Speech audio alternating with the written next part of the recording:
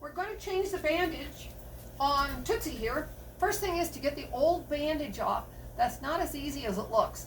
Try and find a good pair of bandage scissors, not that these are good, but they have to be able to cut through the bandage that's on there.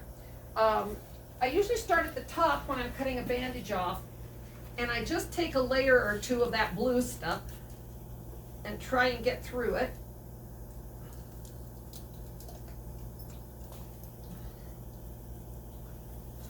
These really aren't good. They don't have to be your best scissors. Once you get part of it off, a lot of times the rest will pull off. She's good about it. There we go.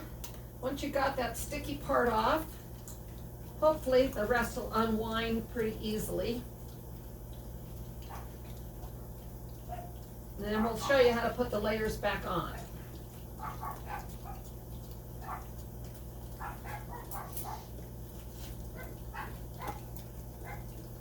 Her sore is over here to the outside, and it's much better looking than it was. The bone is now covered, and it's really quite nice. Okay, so now what we're going to do is we're going to get ready for the layers, and we've got it all set. You'll get this at your house. We're going to send you home with triple antibiotic ointment, and we're going to put a blob on that gauze. You'll have that and some more gauze. That's one thing we're going to do. And the most important thing of this whole thing is what we call stirrups. And that's this white tape, very thin white tape. Maybe take off about 7 inches, stick it to something. Take off another 7 inches, stick that to something. It's helpful if you can have a helper, maybe for peanut butter, maybe to help hold the leg. So we've got cast padding here. We've got this stuff called vet wrap. The nice thing is it sticks to itself, and I'll show you how to use it. It was blue on the old one, now it's going to be purple. This is called the rolled gauze. I haven't used this brand. I'm going to see how I like it doing it this time. So the whole idea of this bandage is basically just cover that wound so dirt doesn't get in it. It's a whole lot better than it used to be. Okay, so now the stirrups are your most important part. And since the sore is off to the side, I'm going to stick one stirrup on the back. And I'm going to let it hang down so it's longer. Then I'm going to stick one stirrup on the front.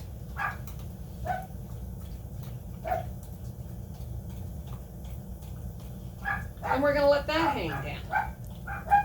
Just hang straight on down. Okay? Now I'm holding those stirrups on, just trying to keep them attached. Sticky side down. Take my gauze, put it over the wound. Go back and hold everything, and then take this cast padding.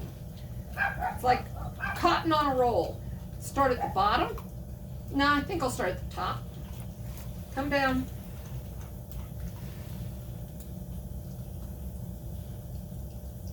Then when you get to the bottom, you're going to take your stirrups. They might stick to each other, but unstick them. Rotate so that the sticky side goes down. Twist so the sticky side goes down.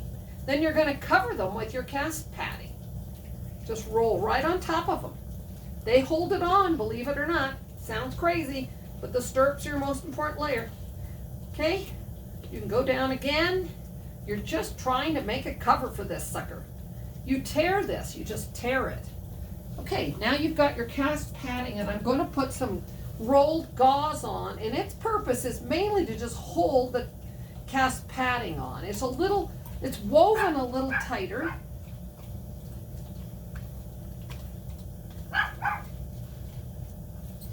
Again, that's your rolled gauze. This one you can't, I've never been able to tear it very well. I cut it. Okay, almost done. Now the nice thing again about this vet wrap is it sticks to itself. So you get some rolled off. Then you're going to start wrapping it.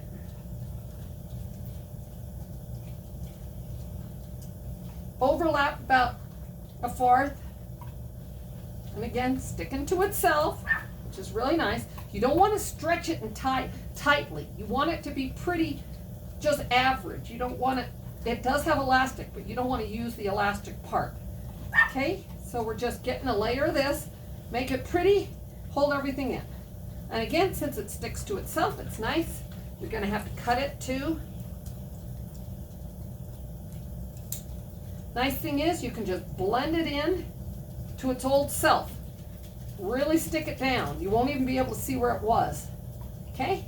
Very good. Now, once you're done that, that's pretty much everything.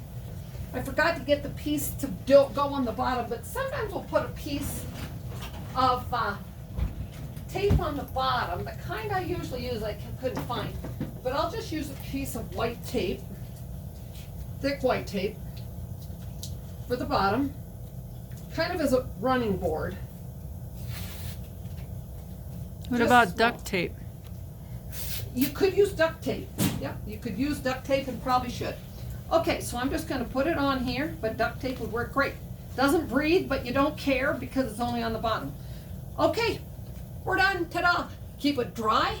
Put a plastic bag on it. When she's outside, you can tape the plastic bag on with masking tape, then take it off when she comes in. And just check it for moisture or stink and change it about every 5 to 7 days if it's not wet. If it's wet, you're going to have to change it. Okay, good luck. Thanks.